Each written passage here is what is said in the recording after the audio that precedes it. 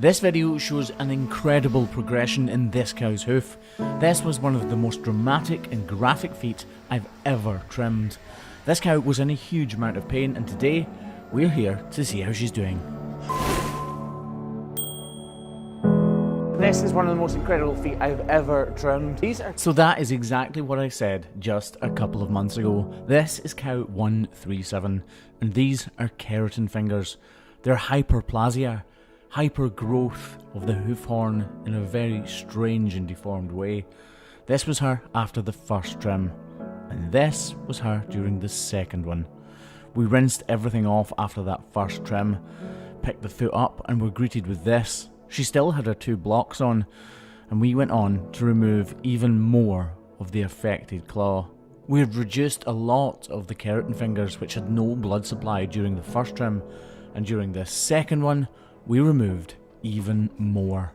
The hope is that we can remove these keratin fingers, but also wrap it with salicylic acid and iodine and shrink them back so that they are no longer a problem. This was her just a few weeks ago, walking pretty well, all things considered. But, as I said, we have returned, and this is how our foot is looking today. It's all wrapped up, and we're desperate to get that wrap cut off to see what lies beneath. Right, let's get this bandage off and see what our foot looks like now.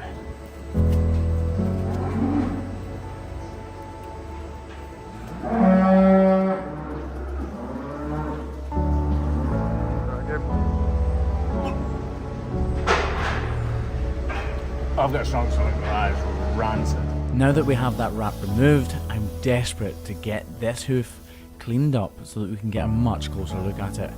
And when we do, I'm really happy about what we can see. Oh, look at that. That is looking really good, believe it or not. So if we look in here, all of this is dying away now because we put so much salicylic acid and iodine on this area. Remember, if we flick back to all these stringy keratin fingers that were here, and now look at it, clearly not finished, but well on its way and much, much better than it was. This is a case where persistence will be absolutely crucial. Imagine if you showed up to a doctor with all of those keratin fingers hanging out of your hoof. Would 1 or 2 visits completely heal you?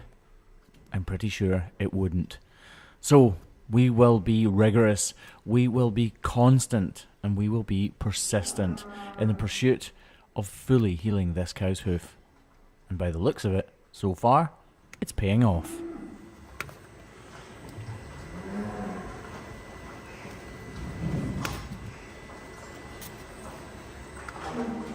Unfortunately, by the way, we've decided that Kevin just wasn't up for the job, so we've had to bring in a new recruit. And hopefully, he'll be much better. Hello! The moos and noise you can hear in the background is not coming from cow 137, who is in the crush right now. I'm surrounded by sheds, which are full of other cows, wondering what on earth is happening. So hard.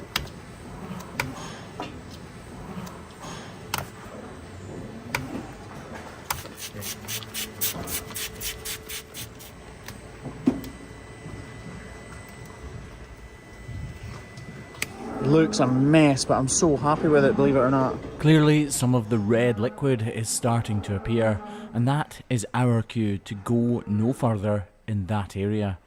We don't want to cause this cow any pain, and if we do strike flesh, it'll only set her back even further.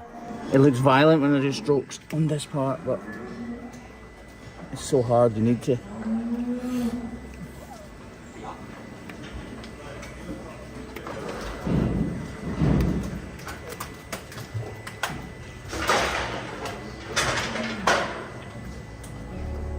As I'm editing this, I'm looking back at her foot, genuinely wondering how on earth we'd managed to bring her this far already.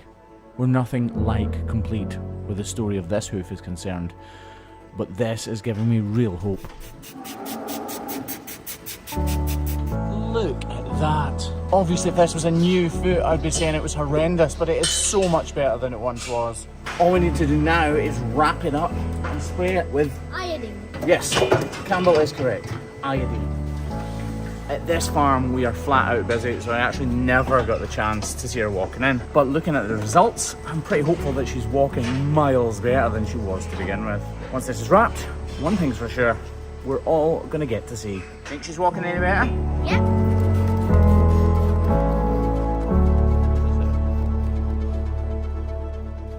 The fight is not over for this hoof, and that's why we're applying another wrap. Seeing her walk now though, I know that in 2 weeks' time we'll have her back in to change those blocks over.